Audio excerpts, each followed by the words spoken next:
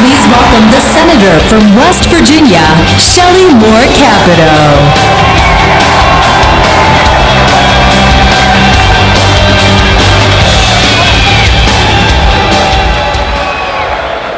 Good evening. Let me start out with a question. Are there any mountaineers in the audience tonight? I'm Shelley Capito, the first woman ever elected to serve the state of West Virginia in the United States Senate. Ladies and gentlemen, we face challenging times. Times in which we as leaders must ask, how can we secure a future that's brighter for our next generation? That's always the challenge of leadership, and this election is no different. But with every challenge comes great opportunity, and that opportunity is what I would like to speak to you about tonight. Let me first tell you where I come from, the Mountain State. I'm a lifelong West Virginian, and with our tight-knit communities, I always say, our state is just one big, small town. That's never been more evident than in the past month as West Virginia was ravished by flooding that upended our communities, displaced our families, and claimed 23 lives.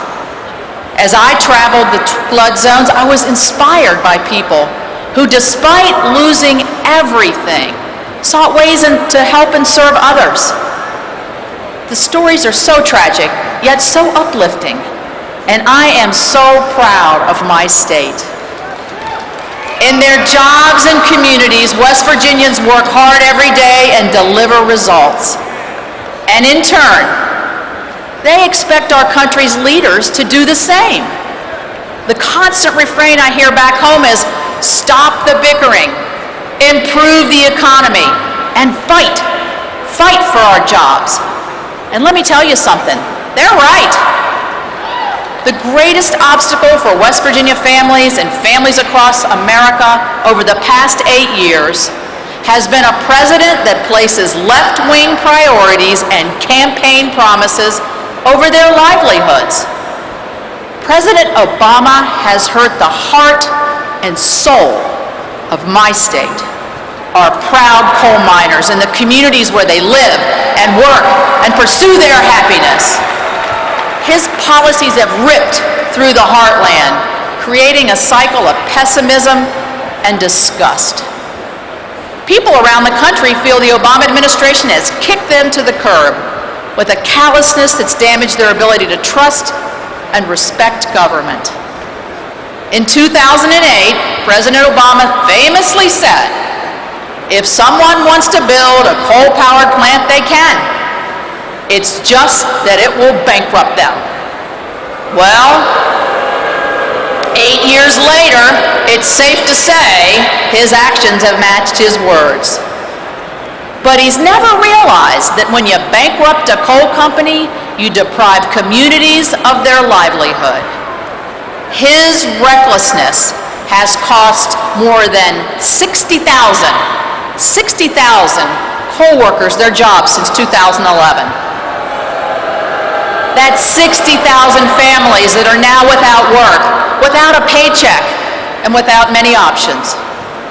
Well, not to be outdone, Hillary Clinton has already promised to put a lot of coal miners and coal companies out of business.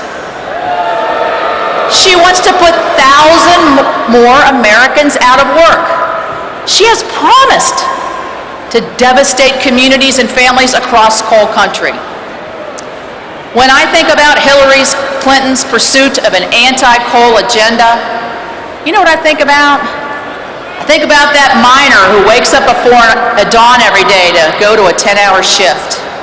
I think about that bus driver who drives the miners' children to school. I think about the nurse who cares for our retired miners. And I think about the hundreds of coal equipment distributors. I weep for the fabric of my state. I weep for the fabric of my state. These men and women take pride in their highly skilled and good-paying jobs that provide for their families and support their communities. They work tirelessly to power America. West Virginia workers are the backbone of this economy. And Hillary Clinton is promising to put them out of work? Now, we shouldn't be surprised by this, because Hillary Clinton understands coal miners and blue-collar workers about as well as she understands secure email. A day in the life of a coal miner and a day in the life of Hillary Clinton could not be more different. For over 25 years, she's thrived in a world where the rules bend to her. Recently, we learned she showed extreme carelessness with our nation's secrets. For others, the consequences of misusing classified information have been swift and serious, but not for Hillary Clinton. Since the end of her husband's administration, she's profited from closed-door speeches with fees that would buy several houses in the state of West Virginia. Not only is she out of touch, her attempts to reach out to the American people often reveal how distorted her vision has become. But what I find most troubling is that Hillary Clinton fails to recognize that her calculated policies affect real people. Those who want to feed their families, own homes, pay for college, pursue the American dream. These goals should not and cannot fall out of reach. You may remember when President Obama arrogantly proclaimed that he would slow the rise of the oceans and heal our planet. So what did he do? He introduced and implemented sweeping environmental regulations without Congress's approval and without any consideration for the economy. These unilateral actions are ill-informed and, quite frankly, unconstitutional. Right now, the burden of government regulations in this country amounts to $15,000 a household. So let me ask you a question, a couple questions. Are you ready? Yes. All right. Is burdening every household in America with the cost of $15,000 worth more applause lines at campaign rallies? Is burdening every household in America with a cost of $15,000 worth more campaign cash? Is burdening every household in America with a cost of $15,000 worth a few more one-liners? Well, I couldn't agree with you more. And I'm sure you agree with me about the importance of this election.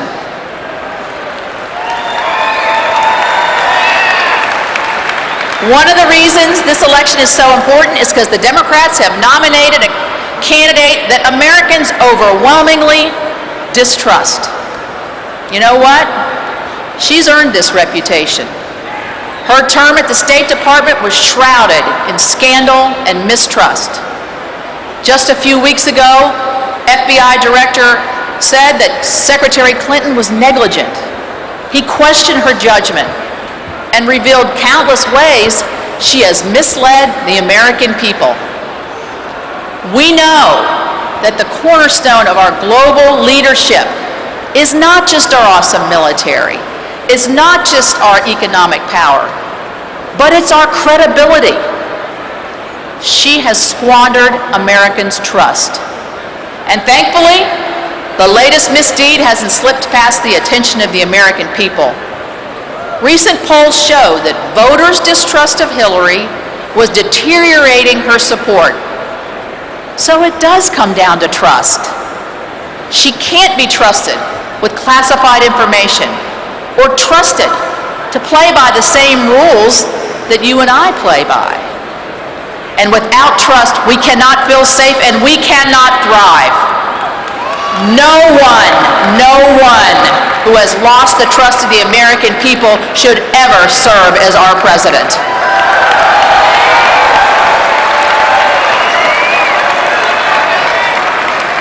The only thing we can trust Hillary to do is to double down on the same failed Obama policies that are hurting Americans that I just described. We know she will double down on an economic agenda that's led to the lowest workforce participation in decades. We know that she will double down on the war on coal. We know that she will double down on Obamacare. We know that she will double down on far-left Supreme Court nominees. We know that she will double down on the catastrophic foreign policy that she herself has orchestrated.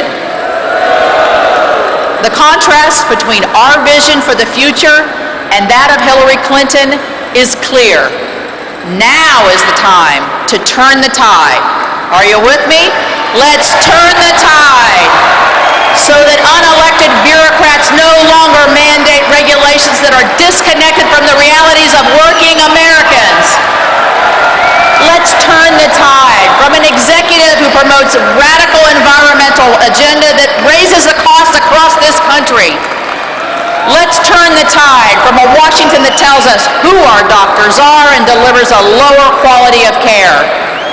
Let's turn the tide to a government that respects the Constitution and protects jobs and the way of life of rural America.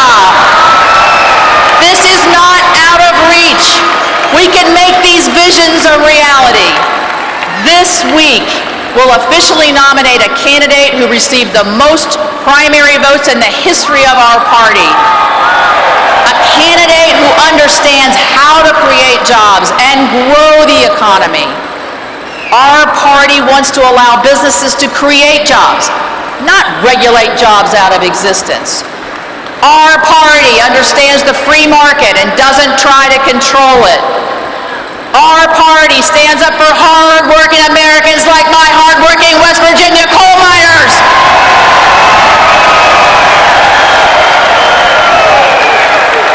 Our party will strengthen our military to face growing threats.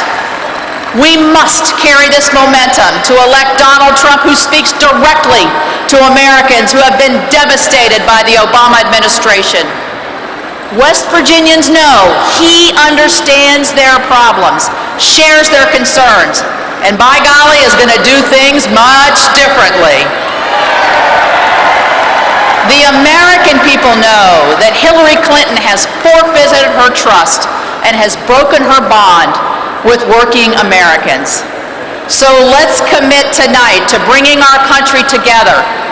In the months ahead, the stakes are both clear and high. Take this energy from this convention back to your state, back to your home, and